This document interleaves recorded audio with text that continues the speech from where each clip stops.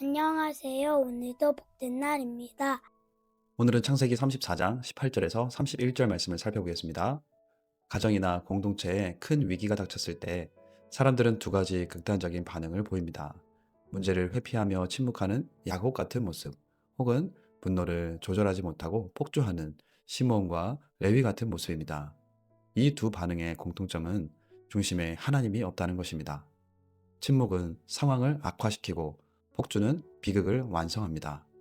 오늘 우리는 이스라엘이라는 거룩한 이름을 얻고도 여전히 진흙탕 싸움을 벌이고 있는 야곱 가문의 민낯을 보게 됩니다. 하지만 이 어두운 기록의 진짜 목적은 우리의 실망이 아니라, 그럼에도 불구하고 포기하지 않으시는 하나님의 사랑을 보여주는 데 있습니다. 앞서 본문에서 야곱의 딸 디나는 세겜에게 폭력을 당했습니다. 그런데 야곱은 침묵하고, 반면 세겜의 아버지 하몰은 리더의 모습을 보이며 협상하러 옵니다. 아들들은 이 소식을 듣고 분노하며 찾아옵니다. 야곱의 침묵에 아들들은 저들에게 할례를 받으면 협상한다. 이 말은 거짓이었습니다. 본문에는 세겜 사람들이 어떤 조건으로 이 약속을 받아들였는지, 그리고 야곱의 아들들은 어떻게 복수했는지를 살펴보겠습니다. 18절에서 24절 말씀입니다. 그들의 말을 하몰과 그의 아들 세겜이 좋게 여기므로 이 소년이 그 일 행하기를 지체하지 아니하였으니 그가 야곱의 딸을 사랑함이며 그는 그의 아버지 집에서 가장 존귀하였더라. 하몰과 그의 아들 세겜이 그들의 성읍 문에 이르러 그들의 성읍 사람들에게 말하여 이르되, 이 사람들은 우리와 친목하고 이 땅은 넓어 그들을 용납할 만하니 그들이 여기서 거주하며 매매하게 하고 우리가 그들의 딸들을 아내로 데려오고 우리 딸들도 그들에게 주자. 그러나 우리 중에 모든 남자가 그들이 할례를 받음 같이 할례를 받아야 그 사람들이 우리와 함께 거주하여 한 민족 되기를 허락할 것이라. 그러면 그들의 가축과 재산과 그들의 모든 짐승이 우리의 소유가 되지 않겠느냐.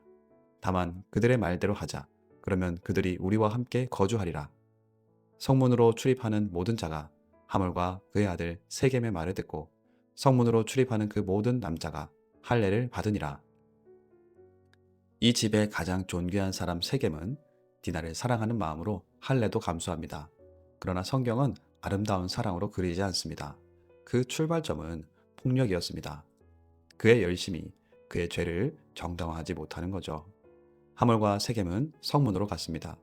고대 도시의 성문은 재판과 회의와 거래와 공적 결정이 이루어지는 장소였습니다.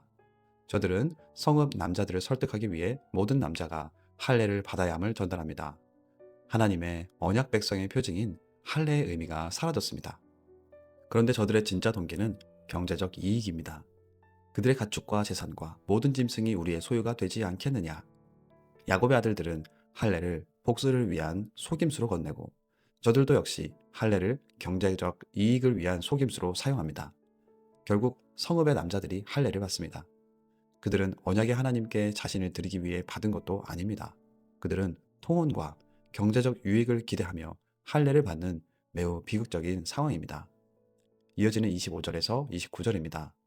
제3일에 아직 그들이 아파할 때에 야곱의 두 아들 디나의 오라버니 시몬과 레위가 각기 칼을 가지고 가서 몰래 그 성읍을 기습하여 그 모든 남자를 죽이고 칼로 하몰과 그의 아들 세겜을 죽이고 디나를 세겜의 집에서 데려오고 야곱의 여러 아들이 그 시체 있는 성읍으로 가서 노략하였으니 이는 그들이 그들의 누이를 더럽힌 까닭이라.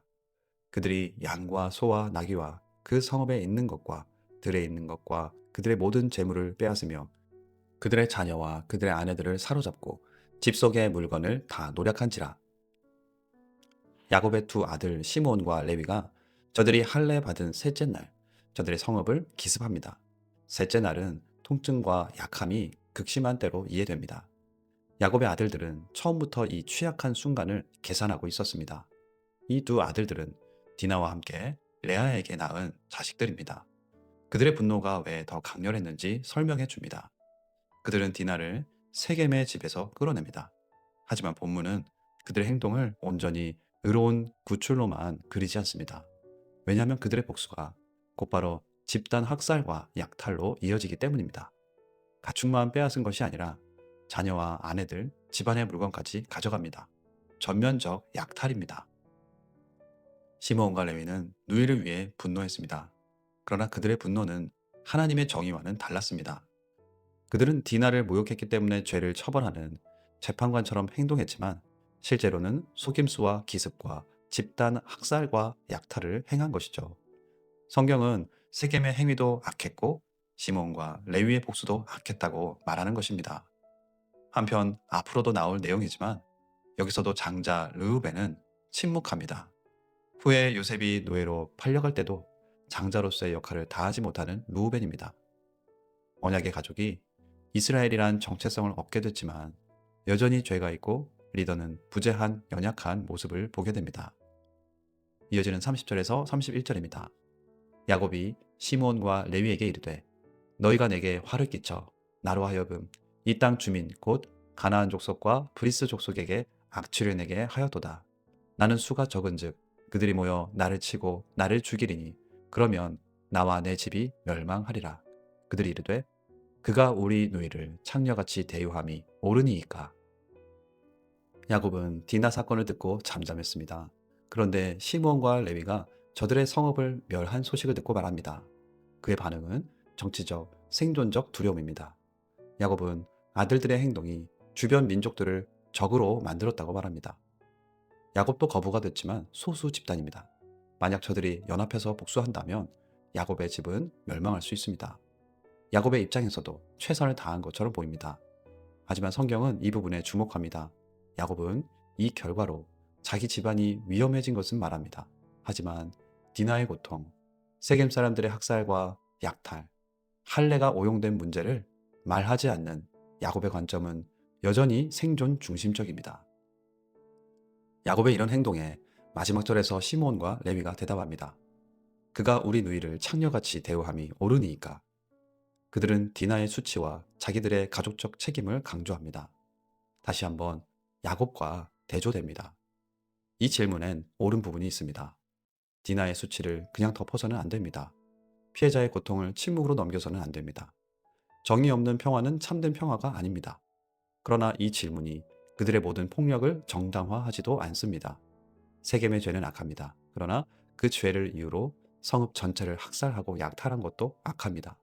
그래서 본문은 깔끔한 결론 없이 끝납니다. 야곱도 온전하지 않습니다. 시몬과 레위도 온전하지 않습니다. 하몰과 세겜도 온전하지 않습니다. 모두가 죄와 두려움과 욕망 속에 얽혀 있습니다. 본문은 하나님의 백성이라는 이름을 가진 가정 안에도 얼마나 깊은 죄가 있는지를 보여줍니다. 야곱은 이스라엘이라는 새 이름을 받았습니다. 제단도 쌓았습니다. 그러나 그의 집안은 아직 이스라엘이라는 이름에 합당하게 빚어지지 않았습니다. 오늘 우리도 그렇습니다. 예배를 드립니다. 신앙의 언어를 압니다. 하나님의 백성이라는 이름을 가지고 있습니다.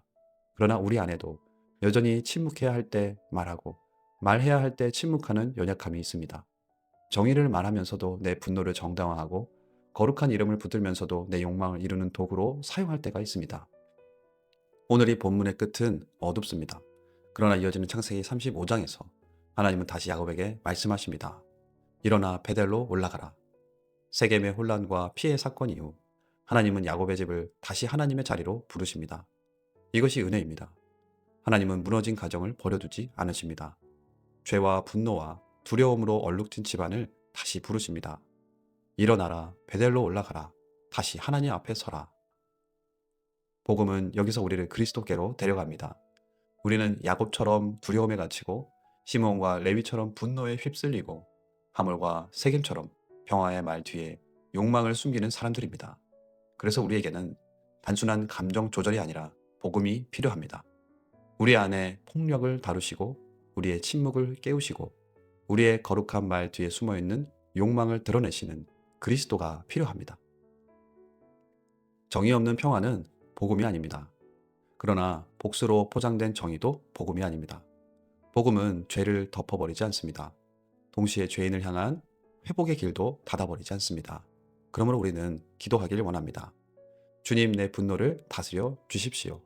내 침묵을 깨워 주십시오. 내 복수를 정의라고 착각하지 않게 하십시오. 그리고 나를 다시 하나님 앞의 자리로 불러 주십시오. 창세기 34장은 어둡습니다. 그러나 하나님은 그 어둠 끝에서 야곱을 다시 부르십니다. 우리의 소망은 우리가 야곱보다 낫다고 생각하는 데 있지 않습니다. 우리의 소망은 하나님이 이런 야곱의 집도 다시 부르신다는 데 있습니다. 그렇기 때문에 오늘 우리도 주님 앞에 나아갈 수 있길 바라고 축복합니다. 이 시간 하나님 앞에 섭니다. 피해자의 고통 앞에서 침묵하지 않게 하시고 정의를 말하되 복수의 방식이 아니라 하나님의 방식 안에서 행하게 하옵소서. 우리 삶에 무너진 자리가 있다고 할지라도 다시 회복을 원하시는 주님의 부르심에 응답하며 다시 이 길을 걸어가게 하옵소서. 기도하며 나아가겠습니다.